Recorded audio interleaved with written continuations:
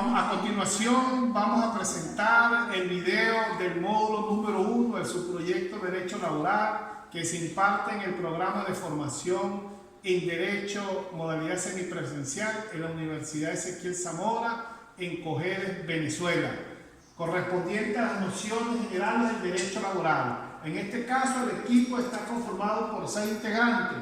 Itamar Montilla abrirá la exposición refiriéndose a la evolución histórica del derecho laboral desde sus orígenes hasta la actualidad. Luego, Donato Vilani hablará acerca del derecho internacional del trabajo y las nociones generales del derecho al trabajo. Seguidamente, María Soledad Moreno nos desarrollará el punto fuentes del derecho laboral. Seguidamente, Carlos Beja nos hablará acerca del principio del derecho del trabajo. Betsaida Carrera, principios de la interpretación del derecho laboral, y finalmente cerrará Gerardo Molina con las personas del derecho laboral. Esperamos que este video sea de utilidad para... Me corresponde en la presente exposición 1, 2,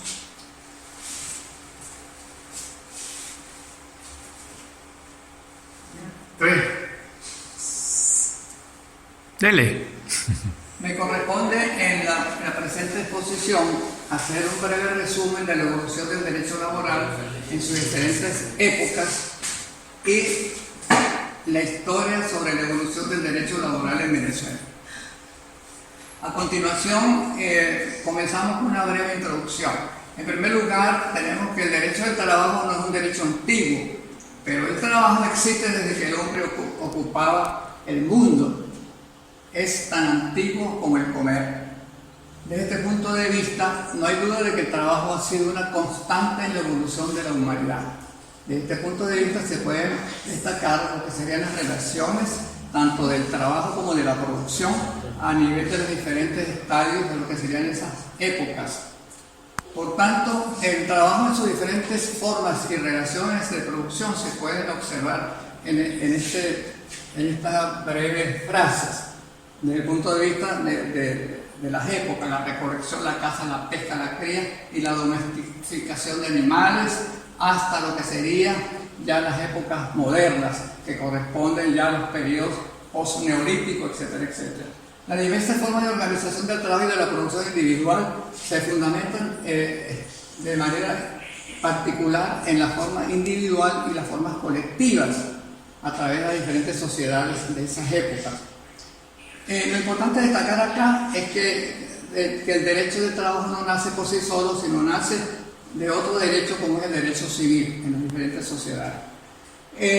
También es importante destacar las denominaciones que recibe el derecho laboral, como es la legislación obrera en una primera etapa, la legislación industrial y el derecho del trabajo o la legislación laboral. Cada una de ellas pues, se fue cambiando a medida que el derecho se fue ampliando.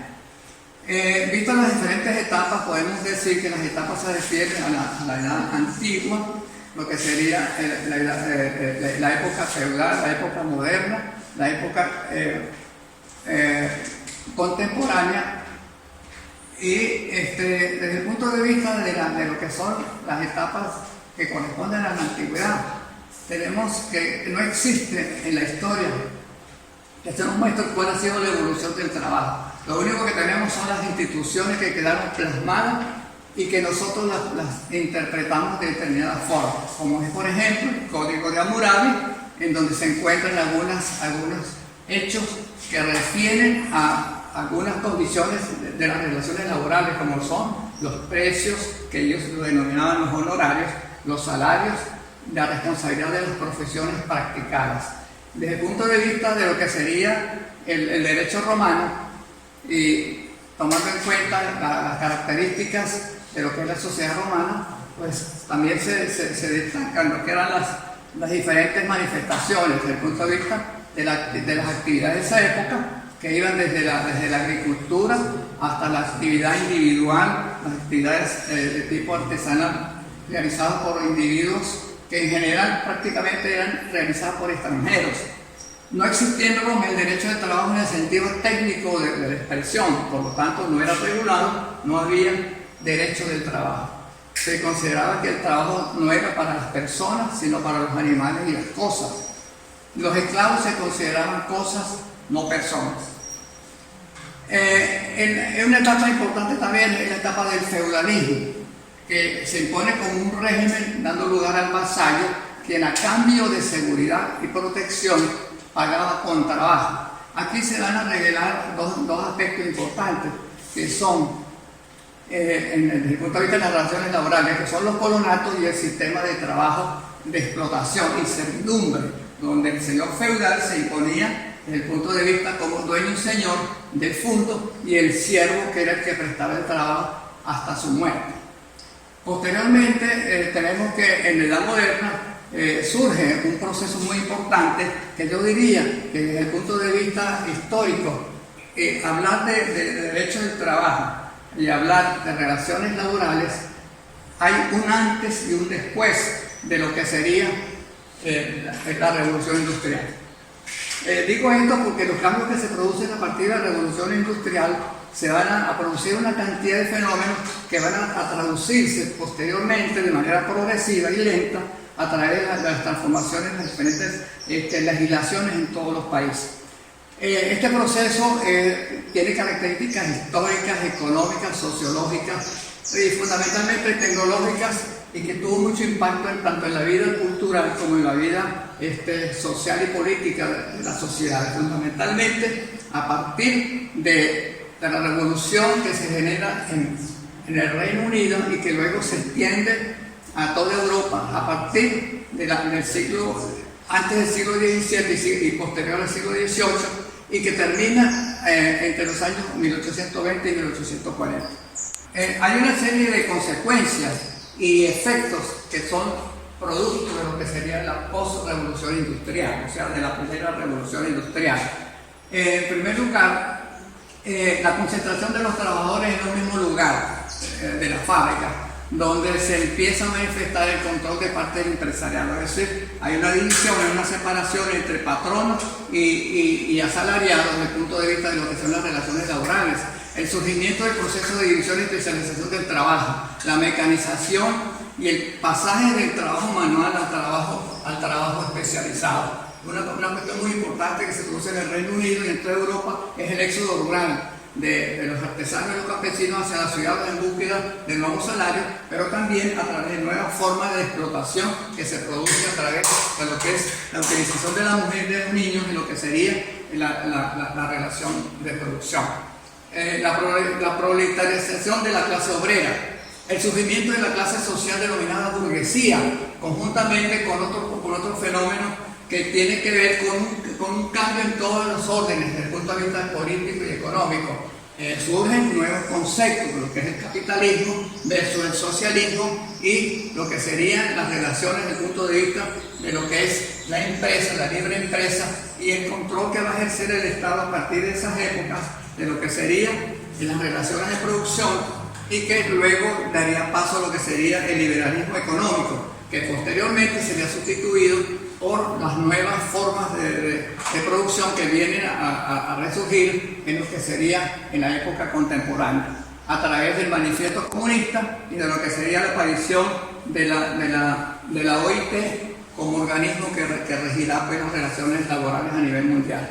Desde el punto de vista de lo que serían los antecedentes de la legislación laboral en Venezuela, se dividen en dos etapas fundamentalmente, lo que sería la colonia en su época, lo que sería antes del descubrimiento, y lo que serían los antecedentes con relación a la época postcolonial.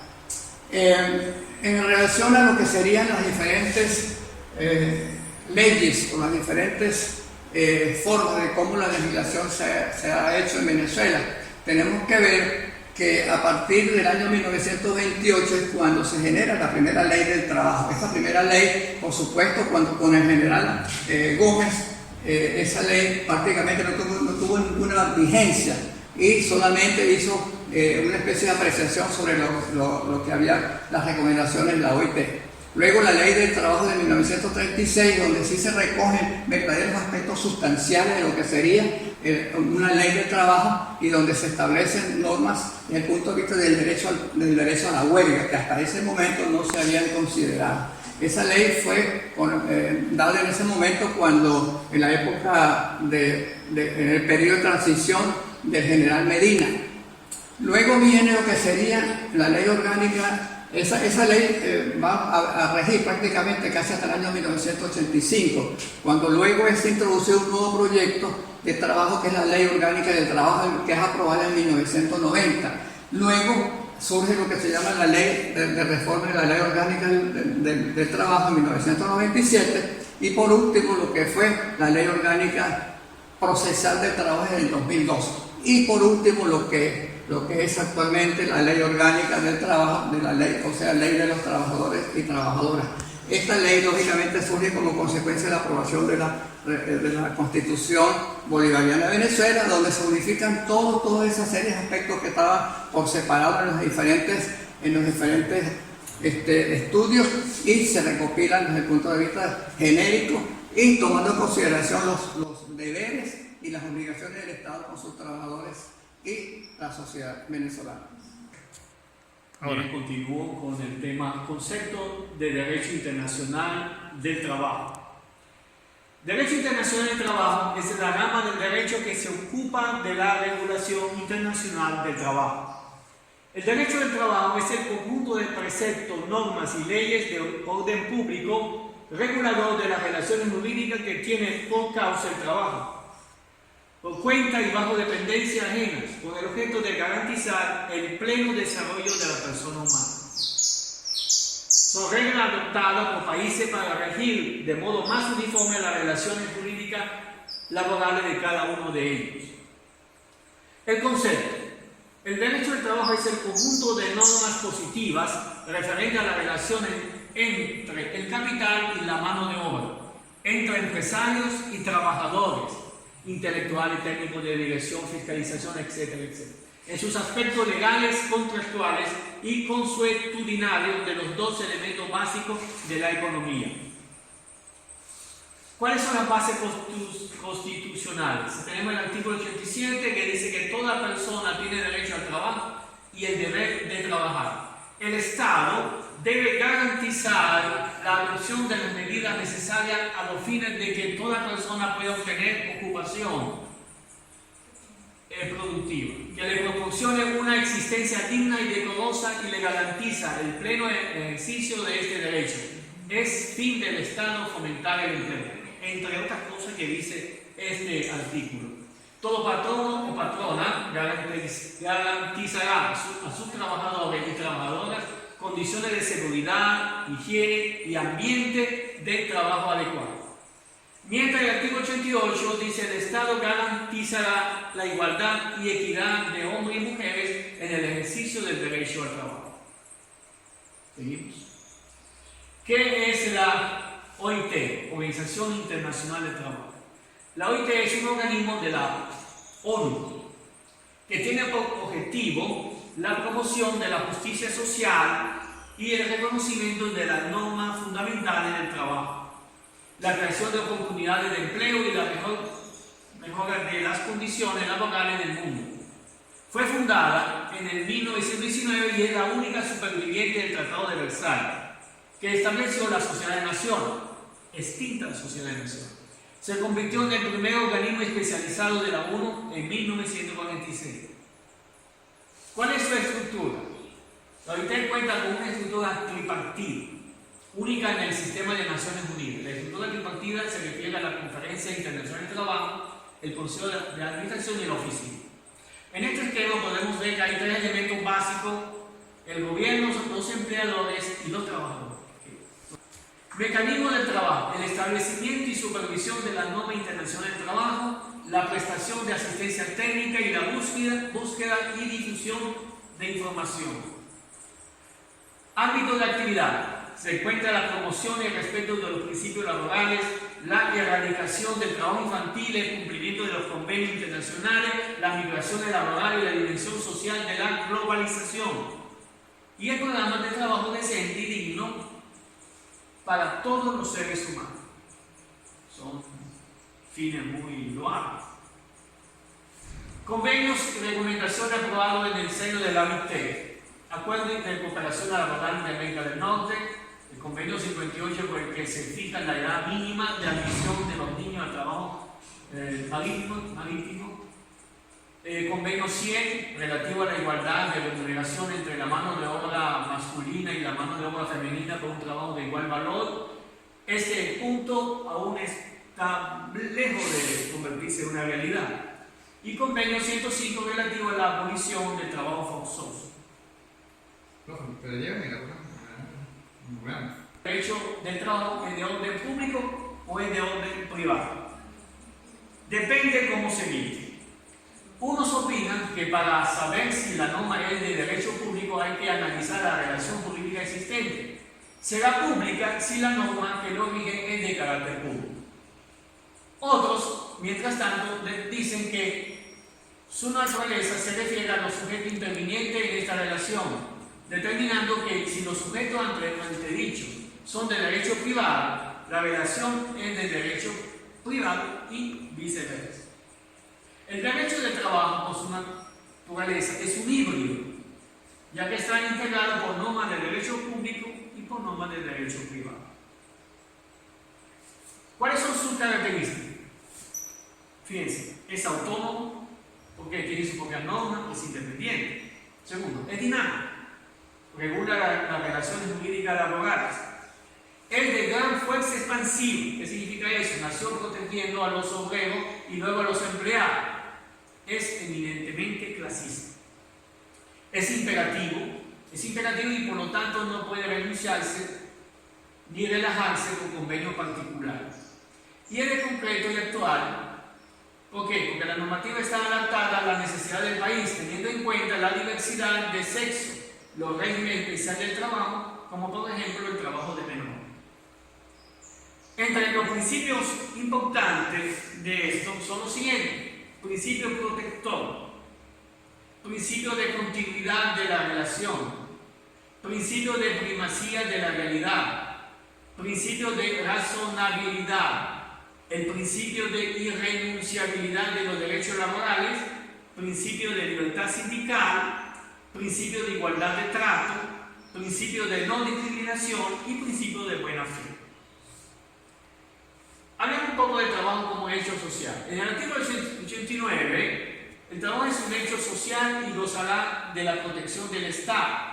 La ley dispondrá lo necesario para mejorar las condiciones materiales, morales e intelectuales de los trabajadores y trabajadoras. Para el cumplimiento de esta obligación, el Estado se establece cuidar de los derechos y beneficios laborales.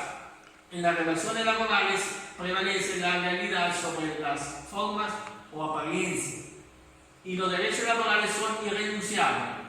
¿Eso qué significa? Es nula toda acción, acuerdo o convenio que implique renuncia o menoscabo de estos derechos. Solo es posible la transacción y convenimiento al término de la relación laboral, de conformidad con los requisitos que establezca la ley.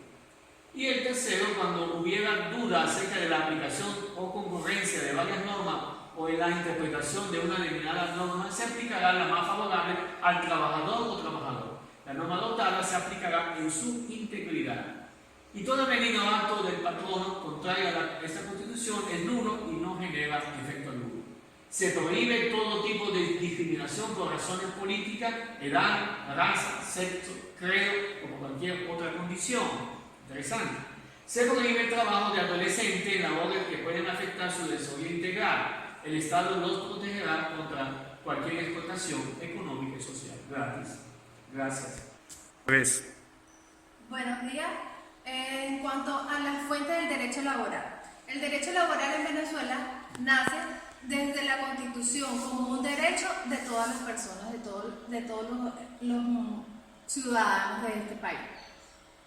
Además, se rige por ciertas leyes donde encontramos como principal la Ley Orgánica del Trabajo, Trabajador y Trabajadoras de Venezuela. Allí mismo, como ley orgánica, tenemos las leyes procesales, las leyes de seguro social y la ley de prevención, convención y medios de ambiente. También tenemos leyes especiales que regulan las cooperativas, dignidad de trabajadores y trabajadoras residenciales. Las leyes como tales, en donde están las leyes del INSE, la ley del Seguro Social, ley de servicios sociales, alimentaciones de trabajadores y trabajadoras, además régimen de prestación de empleo, reforma de ley sobre condecoraciones y órdenes de mérito del trabajador. Y también tenemos como fuente los reglamentos y normas que han sido promulgadas durante las manifestaciones jurídicas que se han venido desarrollando. Es importante destacar que antes de que existieran estas leyes, que nace en 1928 con la Ley Orgánica del Trabajo, así llamada en ese momento, se regía por las leyes civiles, o sea, el Código Civil de nuestro país. Sin embargo, se ha ido especializando con las otras leyes que ya fueron nombradas ahorita. También tenemos los convenios colectivos. Los convenios colectivos como fuente se basan más que todo en los beneficios en donde conviene el trabajador y el trabajador. Estamos también como fuente del derecho laboral los tratados internacionales, que ellos, así como amplía sus subsidiarios del derecho fundamental, recoge en varias partes los derechos como Declaración Universal de los Derechos Humanos.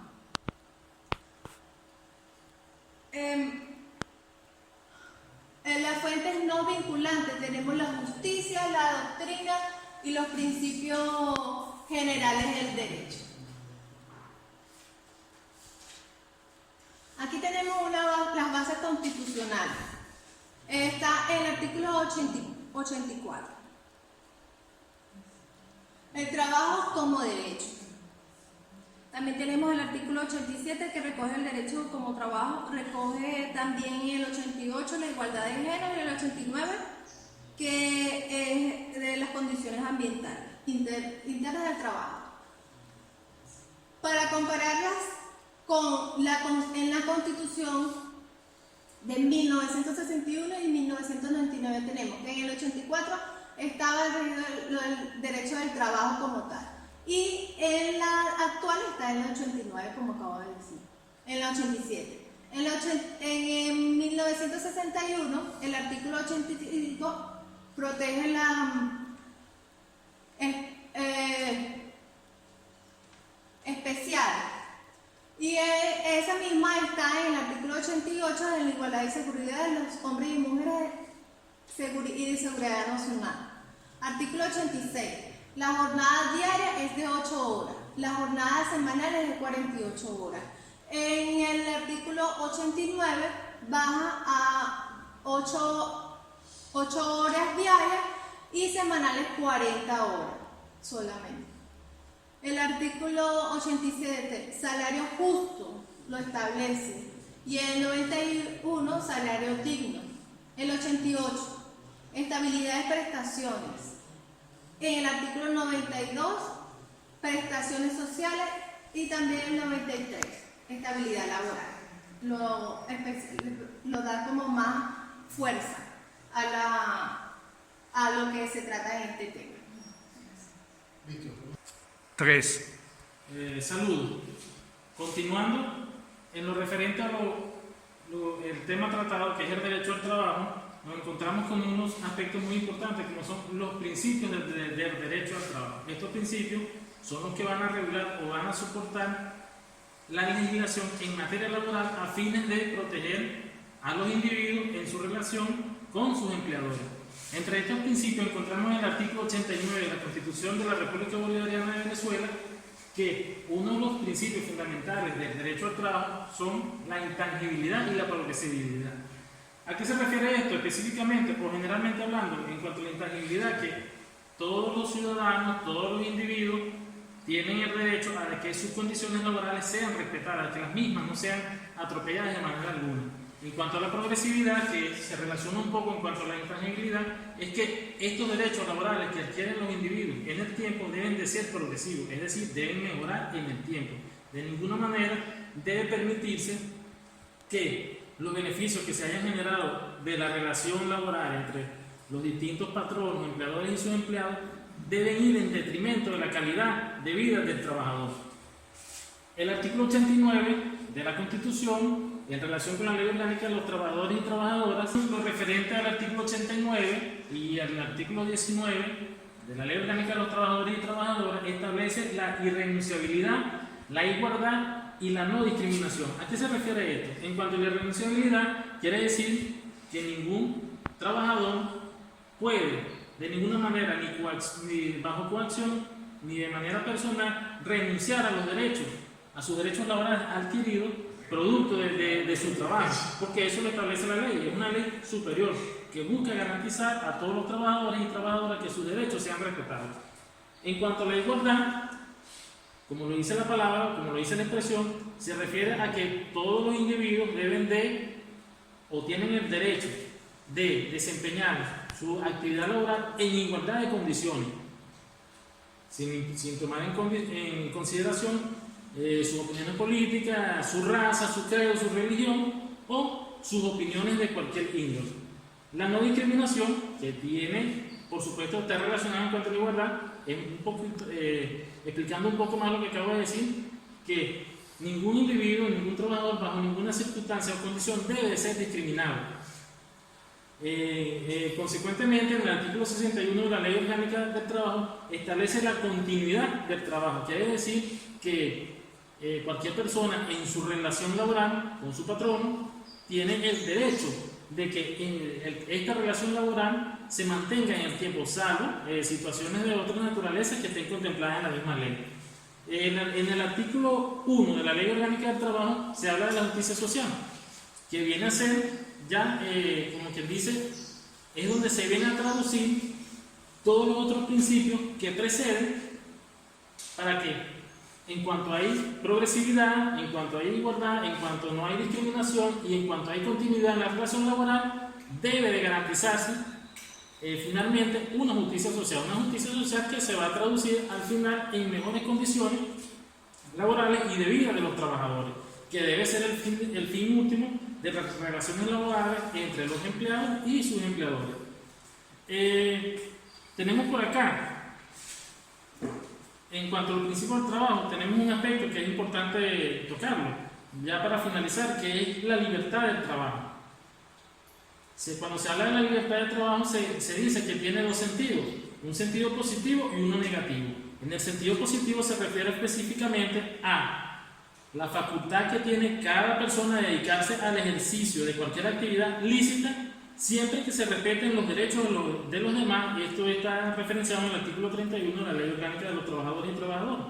Cuando se habla de un sentido negativo, se refiere a que a nadie se le podrá obligar a trabajar en contra de su voluntad. Artículo 32 de la misma ley. En caso del incumplimiento del contrato de trabajo, no se podrá coaccionar al trabajador, teniendo tan solo el patrono el derecho de exigir un cumplimiento equivalente a la obligación del trabajador de prestar el servicio, es decir, una indemnización del perjuicio sufrido por la negatividad del trabajador a cumplir lo pactado en el contrato que se haya establecido, y esto está contemplado en el artículo 79.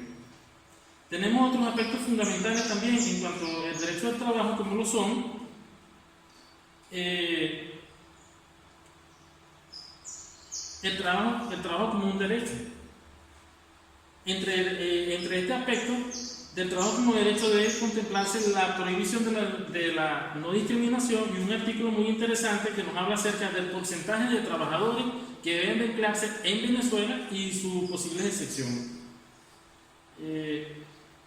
El artículo 26 de la Ley Orgánica del Trabajo establece que el derecho al trabajo debe de trabajar toda persona que tiene el derecho de trabajar de acuerdo a sus capacidades, actitudes y obtener una ocupación productiva, debidamente remunerada, que se le proporcione una existencia digna y decorosa.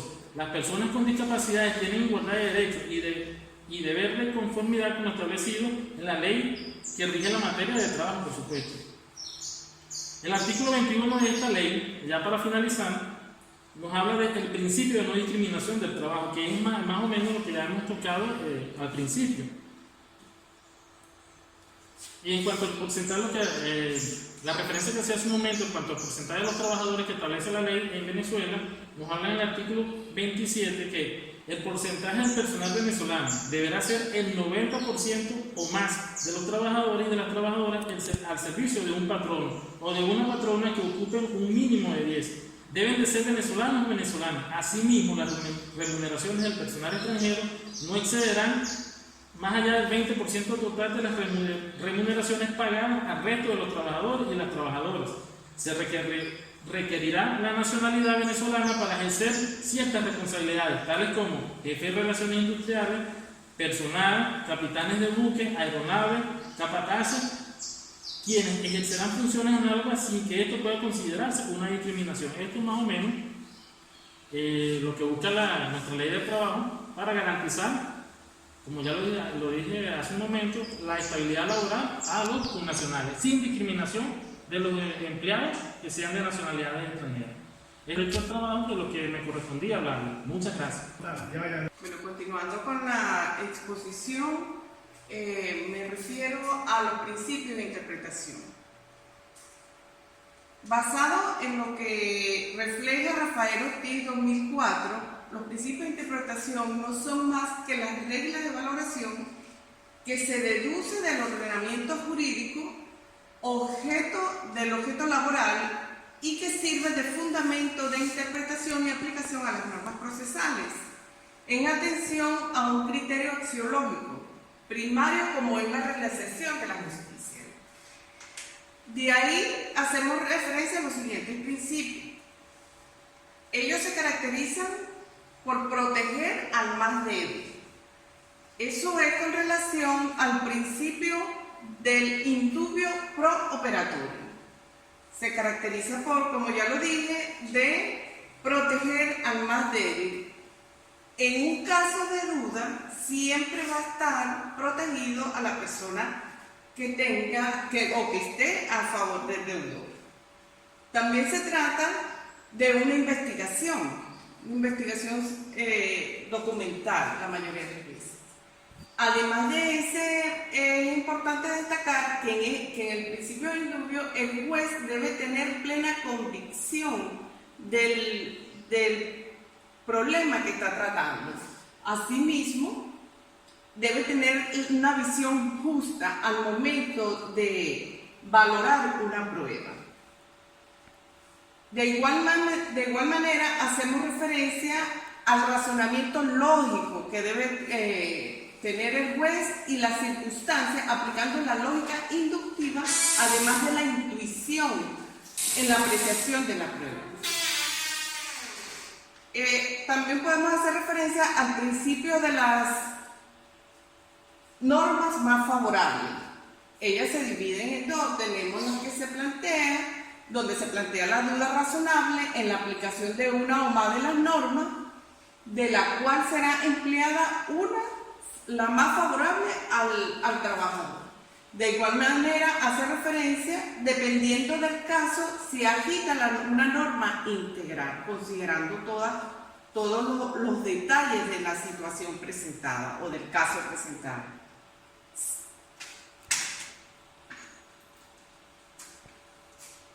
Ahora vamos a hablar de los principios de prescripción. Aquí, Massineo cita a Calvo 2011. Él dice que es el medio por el cual el transcurso del tiempo extingue y se pierde el derecho al efecto del ejercicio, siendo el efecto de ella la inactividad del titular.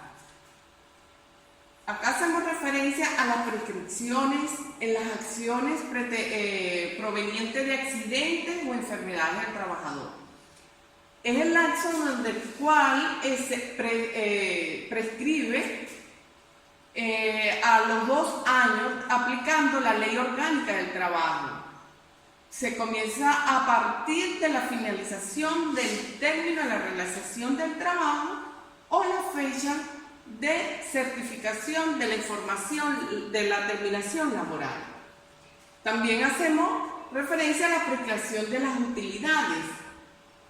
Basada en la Ley del Trabajo, la podemos citar aquí en su capítulo 6, el artículo 61 y 62, el cual estipula que las cantidades que pueden corresponder a cada trabajador por concepto de su participación en los beneficios del último año de servicio, y se contará a partir de la fecha en el cual sea exigible el beneficio de conformidad con lo dispuesto en el artículo 180, haciendo referencia también a la cantidad que corresponde al trabajador, debiendo cancelarse dentro de 2 meses inmediatamente del día siguiente de haber terminado el ejercicio laboral. También tenemos las interrupciones de las prescripciones, las causas y el efecto. Allí podemos citar tres más importantes, que tenemos por la introducción de la demanda judicial, aunque se haga ante un juez correspondiente, siempre que el demandado sea notificado antes la expiración del lapso de prescripción o dentro de los 2 meses siguientes. También hacemos referencia por la reclamación intentada ante el organismo ejecutivo competente cuando se trata de la reclamación contra la República u otras instituciones de carácter público. Igualmente citamos, tenemos la reclamación intentada ante una autoridad administrativa del trabajo. Para que la reclamación tenga su efecto, deberá efectuarse la anotación del reclamo ante la expiración del lapso de prescripción o dentro de los meses siguientes, de los 2 meses siguientes. Además de eso, contamos con otras causas señaladas en el Código Civil venezolano. Muchas gracias. Con la disertación acerca de nociones generales del derecho laboral correspondiente al módulo 1 del subproyecto de Derecho Laboral de la ONG, me corresponde cerrar este video con el punto destinado a las personas del derecho laboral. Son personas del derecho laboral todos los sujetos físicos o morales sobre los cuales recae el derecho laboral y sobre los cuales se desarrolla una relación laboral. En el derecho laboral tenemos 2 tipos de personas. Hay la persona del trabajador y la persona del patrón. Vamos a explicar la primera persona, el trabajador. El trabajador reúne los siguientes criterios. Lo número 1 es que debe prestar un servicio, bien sea material o bien sea intelectual. Número 2, debe recibir o percibir una remuneración por ese servicio. Y número 3, debe estar en una relación de subordinación. Esos son los 3 criterios que definen a un trabajador. Y nos encontramos varios tipos de trabajadores. El primer tipo de trabajador es el trabajador dependiente. Es aquel que depende de un patrón a través del cual recibe una paga o salario. Están los trabajadores independientes, que son los trabajadores que trabajan por su propia cuenta. También tenemos los trabajadores de la vigilancia, que tienen un régimen especial de trabajo laboral. Están también los trabajadores de confianza o de líderes de remoción o dirección, que son aquellos que están bajo la facultad, la potestad del jefe inmediato de dejarlo o de sustituirlo en su trabajo. Entonces, esta es la primera persona. La segunda persona que tenemos es el patrono. El patrono se entiende por patrono de acuerdo al artículo 40 de la vigente Ley Orgánica del Trabajo, Trabajador y Trabajadora. Se entiende a toda persona natural o jurídica que tenga bajo su dependencia uno o más trabajadores o trabajadoras en virtud de una relación laboral en el proceso social del trabajo. Puede ser patrón, por lo tanto, el Estado, porque el Estado mantiene muchísimo personal bajo su dependencia, los cuales les pagan una remuneración por el servicio prestado y está en una relación de sujeción en relación al Estado.